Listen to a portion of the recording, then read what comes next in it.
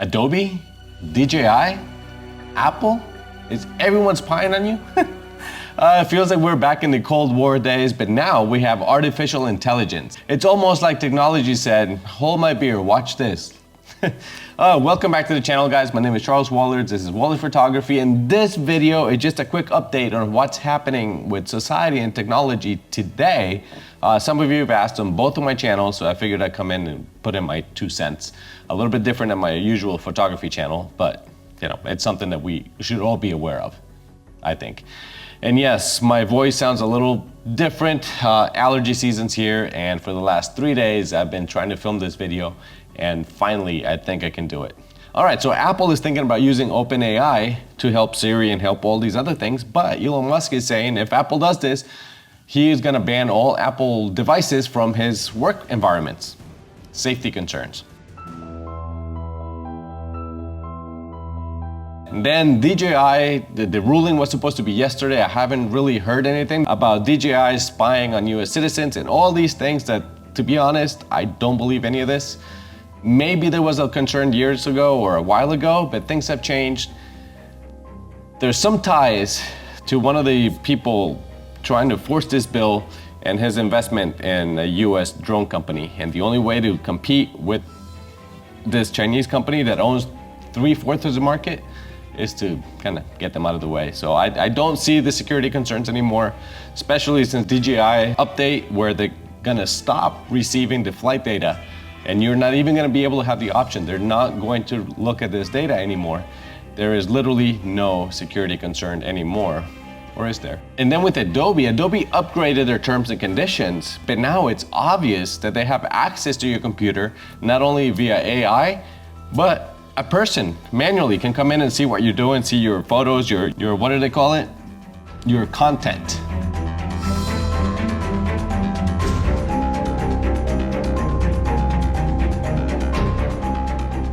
What else is content? Now we gotta remember, when we talk about legal definitions and legal speak, is a lot different than our common language. They're the same words, but they mean different things. This is why it's so difficult to communicate when we have the same words with different meanings. That's why in a legal standpoint, you're gonna define each word. And that's really interesting because most companies and politicians do this.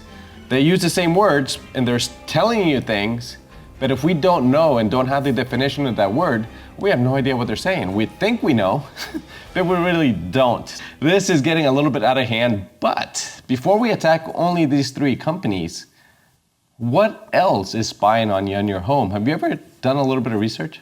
Maybe I watched too many movies, but did you know that your smart TV can actually spy on you, can hear you and see you in most cases? This is something that we can do invisibly and actually have the camera running behind the web page that you're looking at. So what this means is I could be sitting here watching TV from my bedroom, and you could be anywhere in the world looking at this image of me watching. Yep, I could be sitting on a laptop in a cafe in Paris, and as long as I have a network connection, I'd be able to get into your TV and access the camera. The kind of scary things about it is that it doesn't actually give any indication that the camera's on. They have cameras and microphones, and maybe it's not Samsung, maybe it's somebody hacking into your TV, and now they can watch you in your living room. Did you know that your apps on your phone, like your mobile app, banking app, even PayPal app, have access to your camera and photos stored in your phone? How about when Amazon bought iRobot or Roomba? Did everybody forget that now they have a complete 3D map of your home? Is this just another way to spy? The Roomba already comes camera equipped, but it's the mapping technology that could really benefit Amazon. Now they can actually know the layout of your home and even products that are in your home to target you for further purchases of really anything, any kind of consumer goods. AI can use your router in your house, your internet router, to do a 3D map, kind of like sonar thing. Now they can see where you are, how many, like complete 3D rendering and spying on you. So all the AI had was the language of radio signals bouncing around a room, and this is what they're able to reconstruct. Real-time 3D pose estimation, right? So suddenly AI has turned every Wi-Fi router into a camera that can work in the dark, specially tuned for tracking living beings.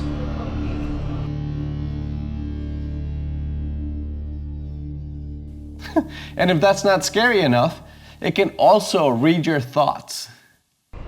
So our thoughts, are starting to be decoded.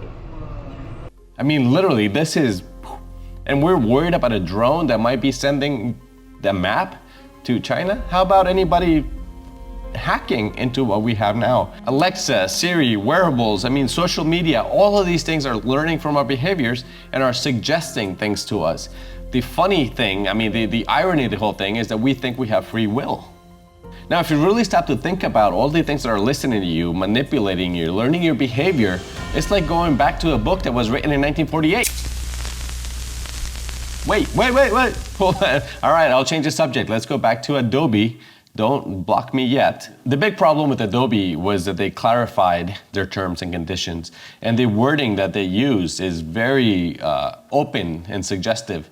If we look at things here, like their revised version, the first thing said, we will only access, view, listen to your content. And content is defined as text, information, communication, or materials such as audio files, video files, or electronic documents and images that you may upload. Information and communication, what does that entail? It's pretty open out there. So they changed we will to we may. And not only can this do it, they can have a person do it manually, not just a software. I've done videos and thumbnails for companies where I have to sign an NDA and I can't disclose the gimbal or whatever I'm shooting until it's available to the public. But now somebody has access to my files, where if I was a big YouTuber, then I could be hacked, the information could be leaked, and now I'm in breach of the NDA because that info came from my computer. So this is where a lot of people are having issues, because that's anything Adobe. So Adobe Premiere for editing videos, Adobe Creative Cloud, anything in that Creative Cloud. Now, does that mean that anything on your computer, because the cloud is connected to your computer, whether you can upload things? I don't know. How about Adobe Stock? If you're uploading to Adobe Stock, is that using the same cloud to reach into your computer and get information?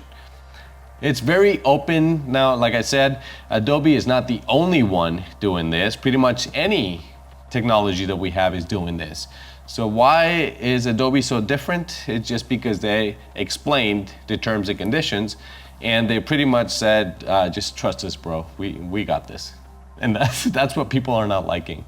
The more digging I did, the deeper this rabbit hole got, and the more information I was able to find. That's a little scary out there and a little weird, because again, we're talking about political language and political and company business manipulation and how things are stacked against us as users.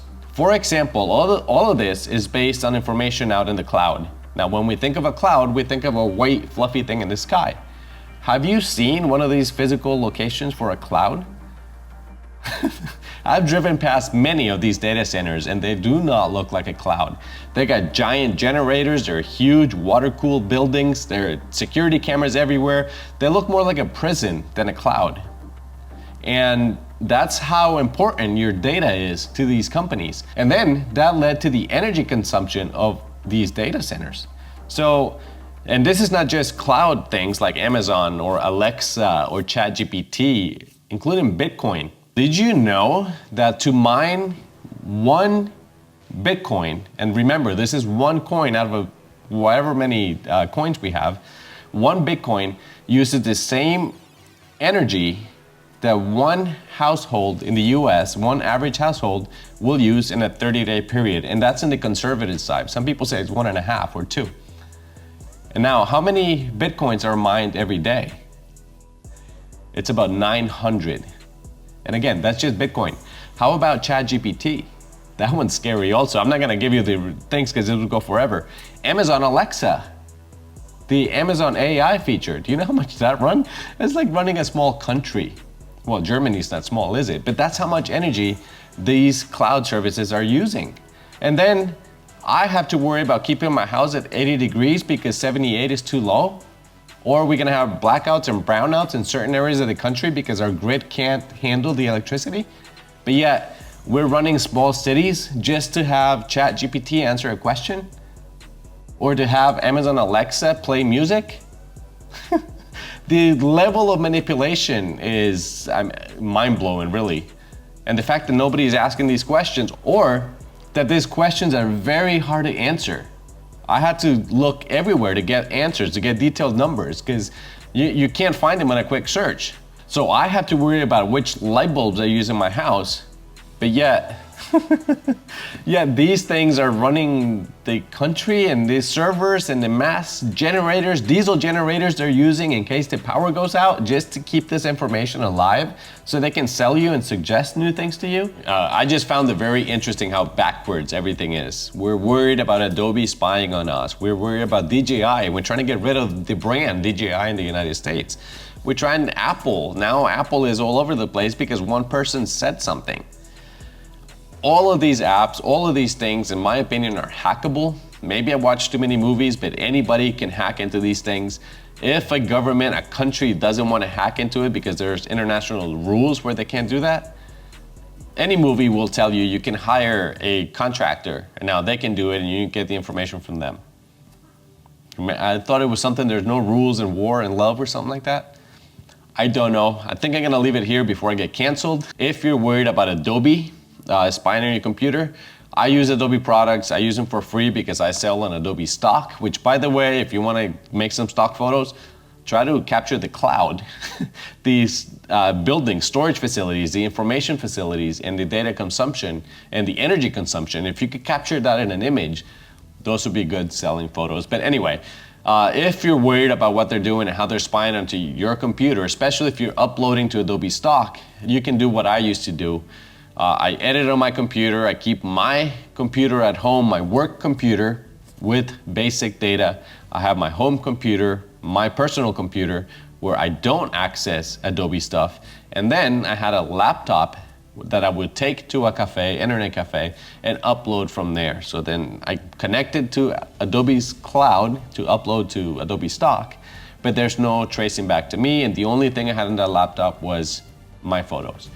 This sounds extreme, but if you made it this far in the video, you see how extreme this is. So having 3 computers might be the way to go. Your personal information computer, your work computer, and if you need to have an uploader where you can go to a different place and upload for a different location that's not tied to you, then that's another suggestion. There's also apps like Affinity Pro, on one Photo Raw that can replace Photoshop and Lightroom. But that is up to you. Like, I make enough from Lightroom that I'm kind of tied with them. I don't really want to move away yet from Adobe stock, especially because I get Lightroom and Photoshop for free. And that is how they get us. But like I said, I'm not super worried about this because there's that to be worried about. Anyway, next week we'll go back to photography. I'm gonna have a client review some of my photos. I've done videos where I review other people's photos, but I've never had a client review my photos. So stay tuned, don't forget to like and subscribe, and we'll see you guys in the next video. Bye.